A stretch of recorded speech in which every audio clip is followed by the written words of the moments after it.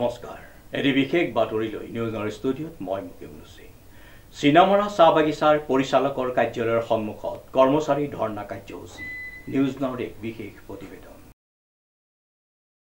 চিনামৰা চাহ বাগিচাৰ পৰিচালকৰ কাৰ্যালয়ৰ সন্মুখত কৰ্মচাৰীসকলে গ্ৰহণ কৰে এটি ধৰ্ণা কাৰ্যসূচীৰ কেইবাটাও সমস্যাৰ সমাধানৰ দাবীত কৰ্মবিৰতিৰ পালন কৰ্মচাৰীৰ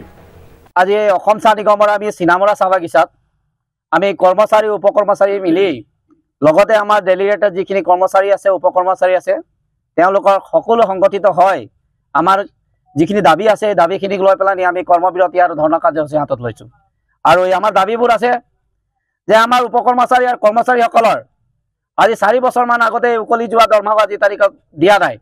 আৰু যিহেতুকে ইতিমধ্যে মুখ্যমন্ত্ৰীৰ সিদ্ধান্ত মতে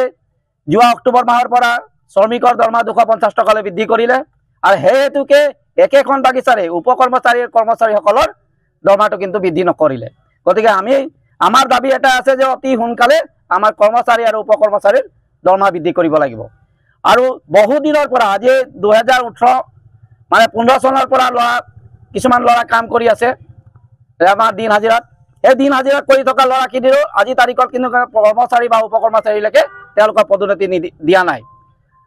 নাই আৰু লগতে উপকৰ্মচাৰী কৰ্মচাৰীসকলে একেটা গ্ৰেডতে থাকি আজি তাৰিখত একেটা গ্ৰেডতে থাকি তেওঁলোকে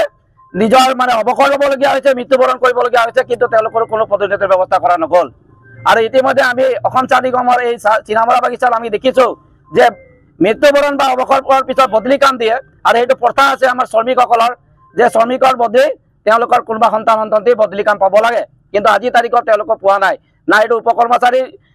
ৰিটায়াৰমেণ্ট হোৱাৰ পিছতো দিয়া নাই না কৰ্মচাৰী ৰিটায়াৰমেণ্ট হোৱাৰ পিছতো কোনো বদলি কামৰ ব্যৱস্থাটো কৰা নাই আমাৰ এটা মূল দাবী হৈছে যে অনতিপলমে আমাৰ এই যিখিনি মূল দাবী আছে দৰমহা বৃদ্ধি কৰা আৰু পদোন্নতি কৰা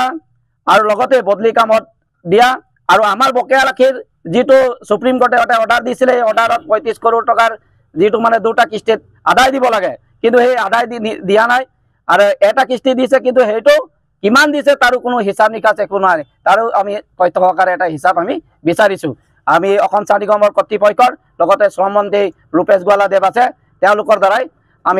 আমি ভাবিছোঁ ভাল এটা সিদ্ধান্ত কৰি আমাৰ চাহ নিগমৰ বাগিচাৰ কৰ্মচাৰী উপকৰ্মচাৰী তথা শ্ৰমিকসকলৰ কিবা এটা ভাল চিন্তা কৰিব বুলি আমি আশা কৰিছোঁ আৰু ইয়াত আমি দৰমহা বৃদ্ধিটোৰ কথাটো কৈছোঁ আৰু ইতিমধ্যে উপকৰ্মচাৰীসকলৰ যিখিনি দৰমহা বৃদ্ধি হৈছে তাত বৰ্তমানৰ মাননীয় যিটো শ্ৰম মন্ত্ৰী তেখেত মজদুৰ সংঘৰ যি সাধাৰণ সম্পাদক হয় আৰু তেখেতৰ স্বাক্ষৰতেই সেই চুক্তি সম্পন্ন হৈছিলে কিন্তু আজি পূৰ্বতে তেওঁলোকে অন্য বাগানত এইখিনি সম্পূৰ্ণ লাগু কৰিলে যে দৰমহা বৃদ্ধি কৰা যিটো কৰ্মচাৰী যিখিনি 3 বছৰীয়া তেওঁলোকে চুক্তি কৰে এই চুক্তি প্ৰত্যেক অসমৰ বাগিচাতে লাগু হৈ যায় কিন্তু অসম চাহ নিগমৰ বাগানত আজিৰ তাৰিখলৈকে সেইটো লাগু হোৱা নাই আমি সেইকাৰণে অতি শীঘ্ৰে তেওঁলোকে এই বৰ্ধিত দৰমহাটো লাগু কৰিব লাগে আৰু আমাৰ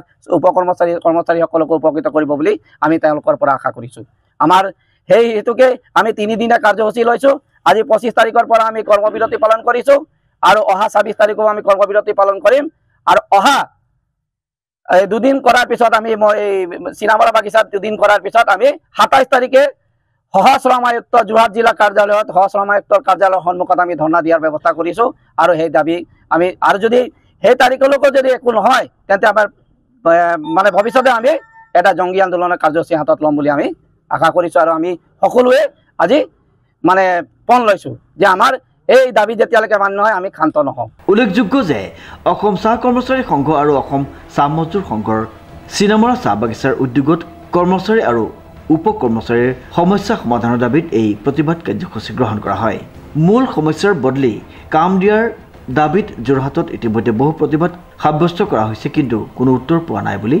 অভিযোগ আনে প্ৰতিবাদীসকলে এইবাৰ যদি দীৰ্ঘদিনীয়া সমস্যা সমাধান নকৰে উত্তৰ দিব শ্ৰমিকসকলে কংকজ জ্যোতি শৰ্মাৰ ৰিপৰ্ট নিউজ নাও।